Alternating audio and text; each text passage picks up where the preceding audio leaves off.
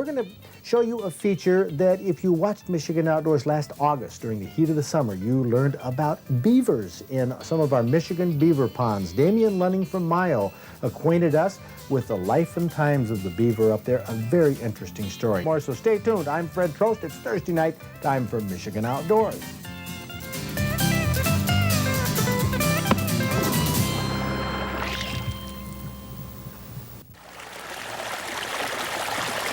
Water trickling through a beaver dam, a familiar sound in the north where beavers build dams to flood streams so the water will back up into the aspen, their favorite food. Beaver also flood roads, causing millions of dollars worth of damage each year, which makes them very unpopular with county road commissions in the North Country. Damian Lunning from Mayo removes a lot of nuisance beaver, and he thinks they're nature's most interesting creature. Well, he's built up a couple feet here, maybe 2 feet of the dam. Yeah, right here it is.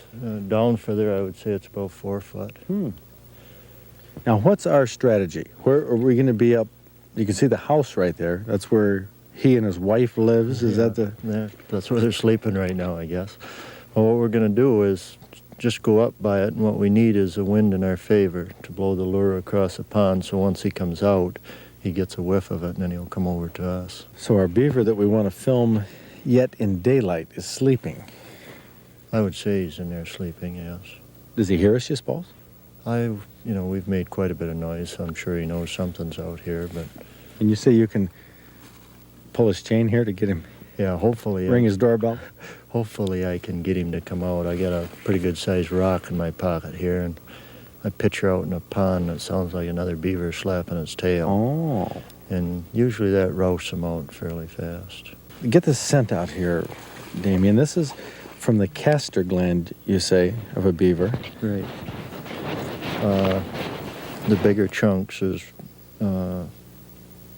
what's on the side of the gland, and then there's a watery type of liquid in there too. And this would come off of or the back leg or something of the beaver? Right at the vent. Oh, around underneath the tail. Right.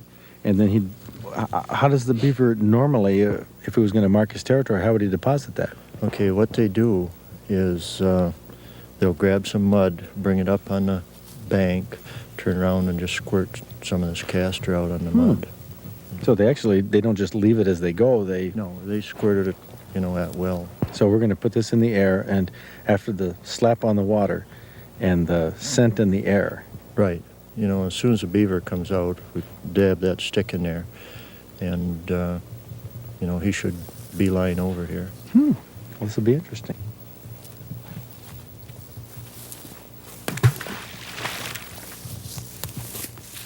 Aren't beavers concerned about our scent? Normally they're not. Like I say, they're at home in the water, and they don't feel threatened in the water. So, we shouldn't have any problem with human odor. So we're going to put this castor oil that's the scent of another beaver out here and then antagonize this beaver. Will the one that comes up, will that be the male or the female, or do you know? We won't be able to tell, but it will probably be the male. They're the ones that are usually more aggressive. The female's pregnant right now, and more than likely we're not going to even see her. Not only didn't we see the female, but we never saw the male. Evidently they heard us talking and moving around and decided to stay inside their lodge.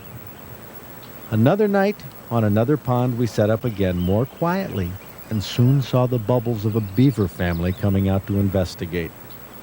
I held the stick with the oil from a beaver's castor gland, letting the wind carry it over the pond, and right away a beaver moved in.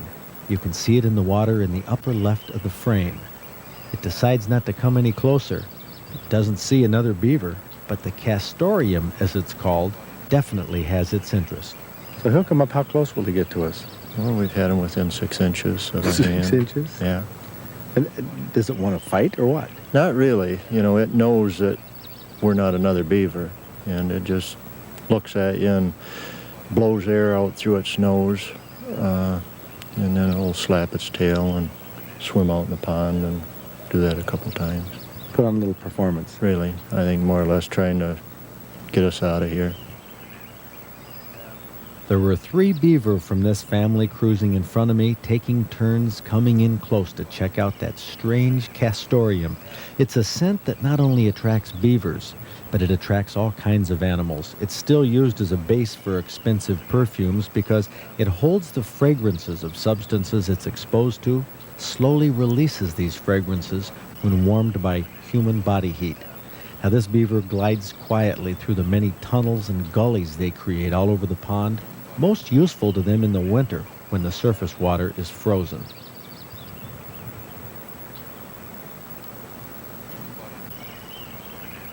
I remain as still as I can, holding the stick in front of me, seeing if that beaver won't swim within a few feet. His eyes aren't very good, but I think he doesn't like coming so close in shallow water. The sun has already sunk over the horizon in the west, and while the beaver were out in deeper water, I took the opportunity to move to a log that was closer to that open water, and it seemed to work. This fellow was really sniffing the air with his nose, and he gave me a quick look at his teeth. Now, in slow motion, we can really see them well. 2 long incisors on top, 2 on the bottom. That orange enamel on the front is very hard. The back of the teeth are soft, so the backs wear down faster, making them sharp on the front like chisels. It's easy for them to chew a 6-inch aspen in half in 10 minutes, a 5-inch willow in about 3. The world record, if there is one, was 37 inches in diameter, a 110-foot tall cottonwood tree that was felled by beavers in British Columbia. Now, these beavers won't start to work on their trees until after dark, and I imagine they'll be on the lookout for that strange beaver that they swore they smelled by the edge of the pond just before sundown. But they did their best to scare it away. That's a famous beaver behavior, the way a beaver signals alarm to other beavers. I agree with Damian Lunning. The beaver is one of the most interesting creatures in Michigan outdoors.